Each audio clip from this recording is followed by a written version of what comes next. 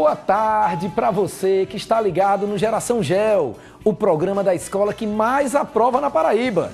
E falando em aprovação, a partir de amanhã começa o vestibular da UFPB. Se eu fosse você, não perdia um segundo das nossas dicas. O programa foi feito especialmente para você se dar bem na prova. Hoje tem aula de inglês, dica de literatura, recomendações com alimentação e muito mais. E para começar bem o programa de hoje, o professor Alfredo tem um conselho especial para você. Para você que está ligado no Geração Gel, chegou a hora das dicas infalíveis do professor Alfredo. Muito aluno ansioso, amanhã é dia de prova PSS1, na segunda PSS2. Qual é a dica do professor Alfredo? Na verdade, a grande dica, são uma série de informações que é importante que a gente possa estar repetindo. Primeiro, você tem que visitar o local de prova. Tá certo? O aluno já sabe qual é o local de prova, mas é importante que ele possa visitar de maneira antecipada, até para se familiarizar com o local de prova. Um outro cuidado, nós temos que lembrar quais são os documentos que eu tenho que levar para a prova. Identidade original. E eu tenho que levar o meu comprovante de inscrição. O comprovante de inscrição é o teu local de prova. Basta você imprimir na internet qual é o local de prova, já serve como uma confirmação da tua inscrição. Lembrando que a caneta ela é azul ou preta, transparente, não pode ser ponta porosa. Eu tenho que levar, e posso levar um lápis, uma borracha, uma régua transparente, sem problema também, tá certo? Lembrando que eu não posso levar, em hipótese alguma, celular, nem nada que tenha tecnologia. O relógio que eu posso levar é um relógio de ponteiro. Então aquela história de levar celular desligado ou desmontado, isso não pode. Eu não posso levar o celular. Lembrando que a prova começa às 8 horas, é de 8 às 12, horário local, não existe horário de verão pra gente. Eu tenho que chegar ao local de prova com 1 hora de antecedência. Então, 7 horas eu tenho que estar em frente ao meu local de prova. 7h30, portões abertos. Não é mesmo? A prova começando 8 horas. Tempo mínimo de prova, 2 horas. Eu devo começar pela matéria que eu gosto, até para que eu possa ir acertando e melhorando a minha autoestima, a minha autoconfiança com relação à prova. Então, estes cuidados nós temos que ter. Com relação ao alimento, eu posso levar, tá certo? Na hora, apresento ao fiscal para que eu possa ter a tranquilidade de manusear este alimento, caso eu queira levar. Qualquer dúvida, qualquer dificuldade, é procurar os pontos de apoio, as tendas do gel. Então, depois de todas essas dicas, é só torcer, porque você vai ser aprovado no PSS 1 e 2 e depois a gente vai dar os parabéns e os agradecimentos ao professor Alfredo.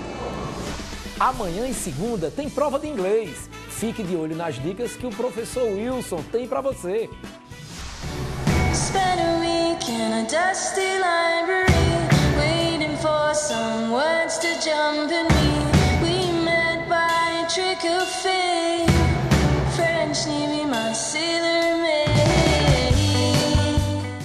Neste domingo e na próxima segunda-feira, os alunos vão dar de cara com a prova de inglês. Ao meu lado, o professor Wilson, que nós vamos tentar assim, capturar algumas dicas para essa prova. Professor Wilson, tem algum tema que o senhor possa adiantar? Certeza na prova?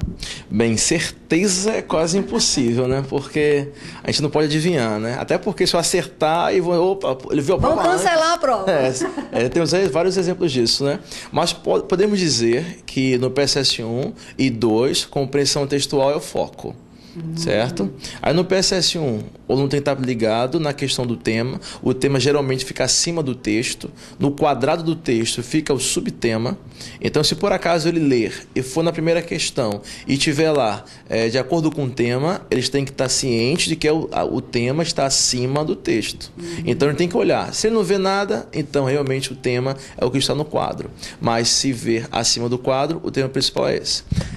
Professor, com relação assim, a vestibular, a gente sabe que o nervosismo também está presente. E você lê uma frase, já contar por experiência própria, você não sabe o que significa aquela palavra e aí trava tudo. Qual é a dica que o senhor daria?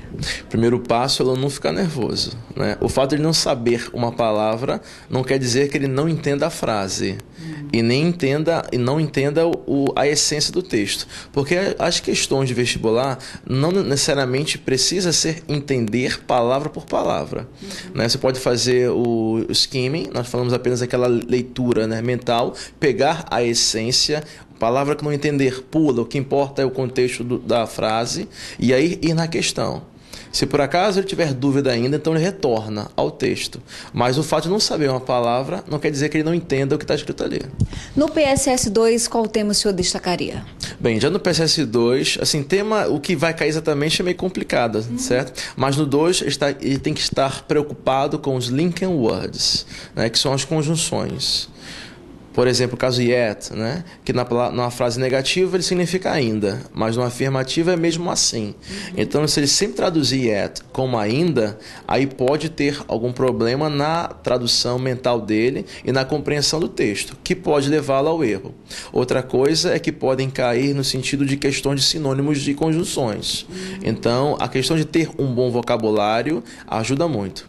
Tempo verbal é quando cai gramática ou tempos verbais, nunca é para montar, mas sim para saber o uso do tempo verbal. Como, por exemplo, o present perfect, ou presente perfeito em português. Né? Nunca vai cair para mim no completar com have, né? Ou com had. Esse nunca até hoje, né? Mas provavelmente não acontece. Mas pode cair para ele saber o uso. No caso do presente perfeito, ações do passado sem tempo determinado e uma ação feita no passado que continua sendo feita ou a sua reação sentida até o presente.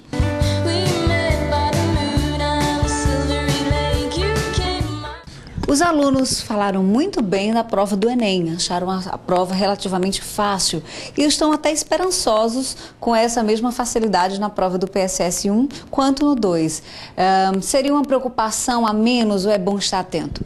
Acho que não compare o Enem com o PSS, né? Não estou dizendo mal do Enem, mas vamos dizer que é como se fosse um corredor que corre 5 km por dia, esperando correr 10 na maratona, numa prova, né? E chegou no dia só teve 1 km para ele correr. Então foi algo parecido com o Enem. Nós nos preparamos muito, a um nível muito alto, daí veio o Enem, os alunos fizeram o Enem e acharam razoavelmente fácil, mas a prova não estava fácil, eles estavam muito bem preparados. Né? Agora, no PSS, o nível, ou posso falar assim, a quilometragem é bem maior. Então, ele não pode comparar, o Enem é o Enem, o PSS é o PSS. Eu posso dizer que, em níveis de dificuldade, o PSS vamos colocar assim 3 vezes mais. Com relação, já que nós estamos aqui, ao PSS 3, qual seria a dica? Bem, o PSS3, geralmente os textos são um vocabulário mais específico. Então, exige muito mais conhecimento de inglês do aluno do que o 1 e o 2. Então, a gente está muito preocupado sobre a questão de atualizar-se, porque os textos geralmente são bem contemporâneos. Então, tem que estar ciente com os novos vocabulários, novas expressões. Né? A melhor forma que tem de fazer isso é ler os jornais em inglês. Temos o site do BBC de Londres, temos o Washington Post, né? Temos o New York Post, que sempre coloca você em dia. Os canais a cabo também são excelentes, o CNN, por exemplo, né? Aí sai para o nível maior, mas a questão do inglês escrito, temos vários sites que vão deixar o menino bem atualizado. O senhor falou aí em ler jornal, assistir televisão, ficar ligado nos fatos, mas tanto para os alunos quanto para os telespectadores em geral, que tem como o inglês aquele bicho-papão, qual seria a dica para facilitar o aprendizado? Bem, eu acho que o grande problema é o Brasil não ser um país bilíngue, né? Eu creio que a forma como é dado o inglês na escola deveria mudar, né? O aluno deveria realmente usar. Mas na escola não é bem assim, nas escolas, né? Eles assim mostram o inglês mais escrito. Eu acho que se eu alterasse isso, colocasse o inglês mais, realmente, o inglês vivido, né, do dia a dia, melhoraria. Como esse fato não existe, então a melhor forma que ele tem é buscar materiais extras, né? Livros, sites, redes sociais em inglês, né? Temos vários sites de inglês, temos a English Town, que o aluno pode acessar, e daí ele pode conversar com outros alunos de outros países, e ele pode praticar o inglês, videogame, por exemplo, também tem vários alunos que falam muito bem inglês devido a jogos de videogame. Não estou sentindo você passar o dia inteiro jogando, né? Mas que de vez em quando seria bom, que é interessante E dicionários, né? Caso dúvida, você terá o seu professor em sala de aula para tirar. Mas é bom você ser um pouco autodidático nisso aí. Então, de posse de todas essas informações, a gente fica aqui na torcida para que você seja aprovado para receber os futuros congratulations. E agora vamos ouvir uma dica especial de literatura do professor Rosenberg. Fique ligado! Olá, aluno GEL. Vamos a uma dica importante sobre o PSS 2, mais precisamente sobre a obra Os Melhores Poemas de Olavo Bilac. Como vocês sabem, Bilac é filiado ao parnasianismo brasileiro. Uma escola literária famosa por ser rigorosa com as suas regras. E os seus autores, também conhecidos pela fidelidade a essas mesmas regras. Só que o BILAC indicado para esse ano é um BILAC de exceções, que pode levar a alguns perigos na prova. Por exemplo, é um BILAC que pode investir na poesia indianista, um BILAC que pode romper com a regra do vocabulário culto da escola parnasiana, investindo num vocabulário um pouco mais simples. Ou, o que é mais importante e talvez mais perigoso, um BILAC que reproduza dentro da sua poesia traços da antiga poesia romântica que os parnasianos dizem combater. Então, por todos esses aspectos, fique atento ao Olavo Bilac nessa prova. Boa sorte, tudo de bom. Tá na hora do nosso intervalo, mas fique aí que o Geração Gel volta já.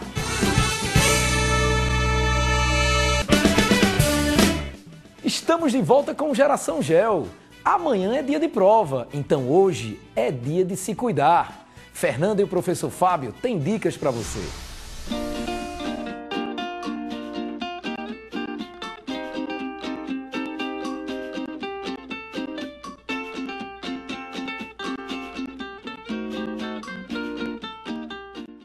Professor, uma dica importante. Olha, uma dica importante. Acorda mais cedo, né? Toma um café umas 2 horas antes da prova, para que na hora da prova já tenha feito a digestão. O que que acontece? O aluno que acorda em cima da hora vai se alimentar. E na hora da prova, o que é que o corpo faz? Manda energia para a sua digestão. Então você tira um pouquinho da energia da concentração da prova. Então o importante é que você acorde cedo, toma o café cedo, até porque você vai pegar um trânsito para se deslocar e aí você vai estar muito bem para fazer a prova.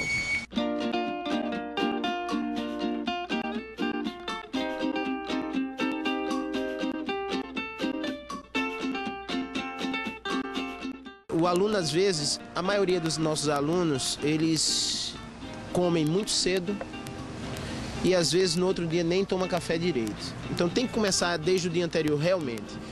Você vai se alimentar, jantar normal, não comer muita coisa carregada, né?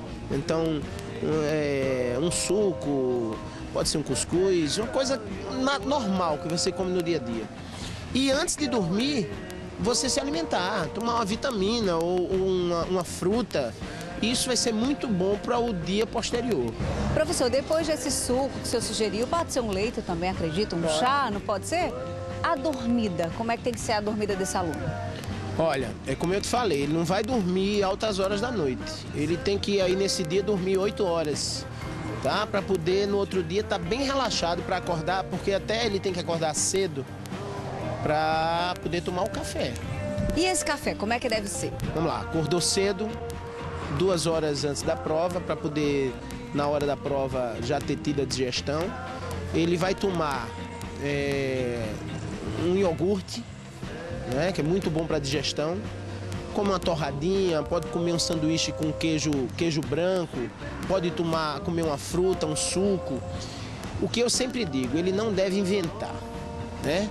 Ele não deve comer coisas que ele não esteja acostumado. Então, toma um café normal, tem que comer alguma coisa para que na hora da prova não se sinta mal. Nós estamos aqui no local que é especializado em açaí. Os jovens adoram açaí, pelo menos a maioria deles, né? Seria um bom alimento ou não é? Muito energético, muito calórico, o que é que você acha? Não, é um bom alimento. Se ele quiser tomar um açaí no café da manhã para antes da prova, não tem problema, né? Não tem problema algum. Eu não sugiro é que nas barracas de açaí existem algumas variações com muitos ingredientes. Quem não está acostumado com aquilo não deve tomar, mas aquele que está acostumado não tem problema nenhum. E com relação ao momento da prova, alguns feras levam chocolate, biscoito integral, água, são importantes? Importante essa alimentação que é levada para a prova. A prova é desgastante, ela é comprida, né? E você vai sentir fome, né? Então tem 2 alimentos essenciais que eu sempre indico que é muito importante. O chocolate. O chocolate não é o vilão, ele tá aliado aí nesse caso. Não que você vai comer muito chocolate. Uma barra, aquela barrinha pequena na divisão do chocolate da barra grande, você leva aquela barrinha, Porque tem dois componentes no chocolate muito interessantes, que é a serotonina, que vai dar o bem-estar, e tem a teobramina, que ela ativa a mente. Então, naquela hora que você está se sentindo cansado na prova, come esse chocolate que vai te reanimar e vai te concentrar para a prova. E a barra de cereal. Como ela contém muita fibra, naquele momento que você está com fome, você come a barra de cereal que vai te dar o suporte para que você termine a prova sem tanta fome. E a água, né? A hidratação no momento, já que a prova é muito grande e você naquela ansiedade começa a sentir falta de saliva, boca seca, uma aguinha que você leva a sua água. Esses são os 3 ingredientes importantes para o dia da prova. Bem, depois dessa aula com o professor Fábio, a gente só pode desejar boa sorte, né, professor? Boa sorte e boa sorte aos nossos alunos, Gel, que eles estão preparados. É isso aí.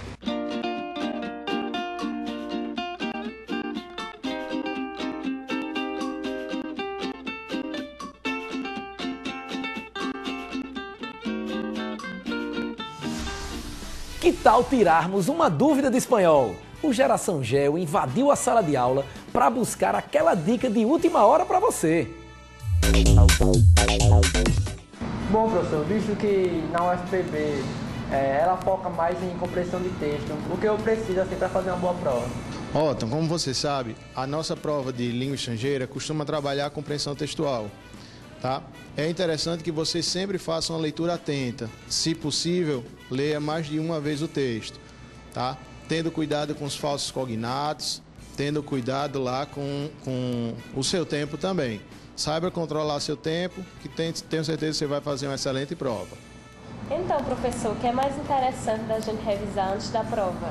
Bom, Thaís, na véspera é muito interessante que você dê uma relembrada naquelas palavras, principalmente que a gente usa para fazer a ligação entre frases e parágrafos.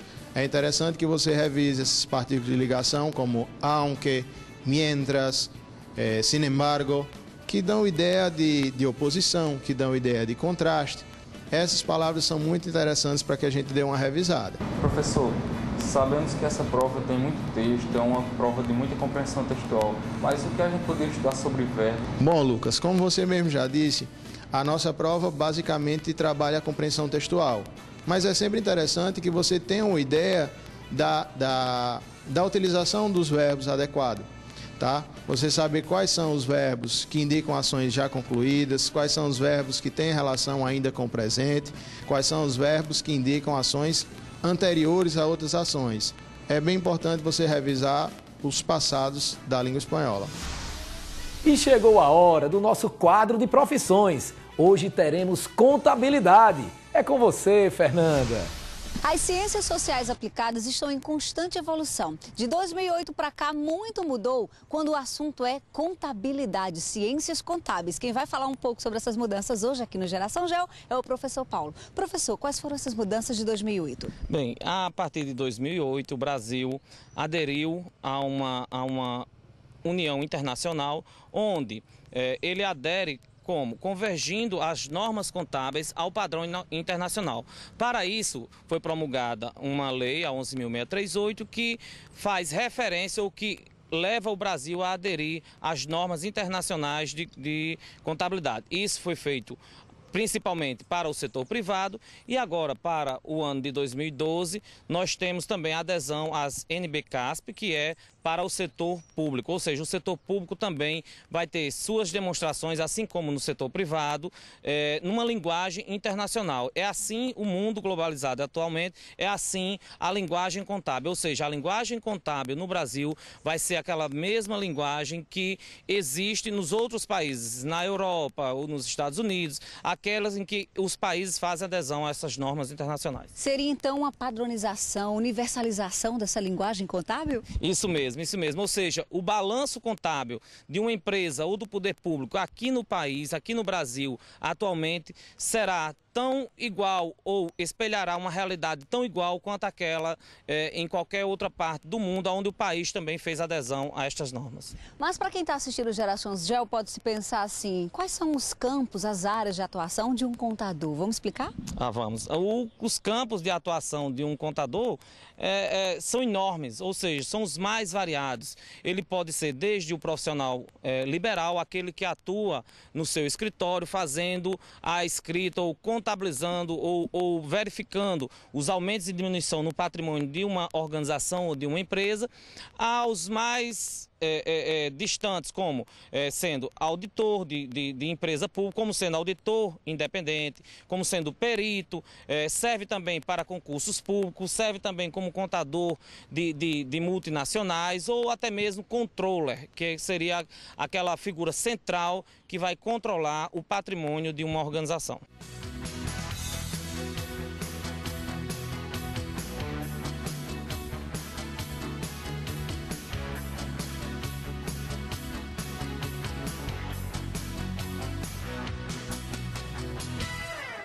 Uma outra mudança deve-se ao fato de, ao término do curso, o aluno agora tem uma espécie do que acontece com o advogado quando termina o curso de Direito, precisa passar pelo exame de ordem. Com os contadores agora também tem um exame? Tem sim, esse exame é chamado de exame de suficiência, que já existia e por não ser uma regulamentação da profissão, agora é uma regulamentação da profissão, inclusive foi um dos últimos atos do presidente Lula, e agora para exercer a profissão de contador, ou seja, para assinar um balanço, para exercer a profissão propriamente dita, o bacharel em Ciências Contábeis terá que se submeter nos meses de março ou setembro de cada ano, dependendo da sua conclusão de curso, e ele passando ou acertando 50% mais um da prova que é elaborada pelo CFC, que é o Conselho Federal de Contabilidade, ele retirará a sua carteira profissional de contador e aí passará a exercer a profissão de contador. Nós estamos conhecendo um pouquinho, né, do universo das ciências contábeis. Seria possível a gente traçar um perfil do aluno para ciências contábeis? Com certeza. O perfil do aluno para ciências contábeis tem que ser primeiramente um aluno que goste de números, e não tão somente de números, tem que ser um aluno que goste de leitura, porque o contador, ele, além de trabalhar com números, além de trabalhar com a saúde financeira das organizações ou de uma pessoa física, porque existem pessoas físicas que possuem grande patrimônios, e esses patrimônios precisam ser controlados, precisam ser administrados por um contador. Então, os alunos que têm aptidão para leitura, para escrever relatórios, para controlar e para emitir um parecer, então ele tem um perfil para trabalhar perfeitamente com as ciências contábeis. A gente pode então concluir que é uma profissão que tem mercado aí de sobra, né? Exatamente. O mercado, e ainda mais agora com essa questão da internacionalização das leis, o mercado ele ficou mais abrangente, inclusive mais sofisticado, digamos assim. Então o aluno vai ter que se preparar realmente para uma nova dimensão, para uma nova era das ciências contábeis. É isso aí. Se você quiser conhecer um pouquinho mais sobre ciências sociais aplicadas, que é o caso das ciências contábeis, basta acessar o site do Unip, que está passando aqui embaixo. E chegou a hora da despedida. O Geração GEL está acabando, mas semana que vem tem mais. Para você que vai fazer o PSS, concentração, calma e uma boa prova. Semana que vem tem mais. Entre no nosso site geraçãogel.com.br, escreva pra gente, diga o que você quer ver aqui. Uma boa semana e até sábado.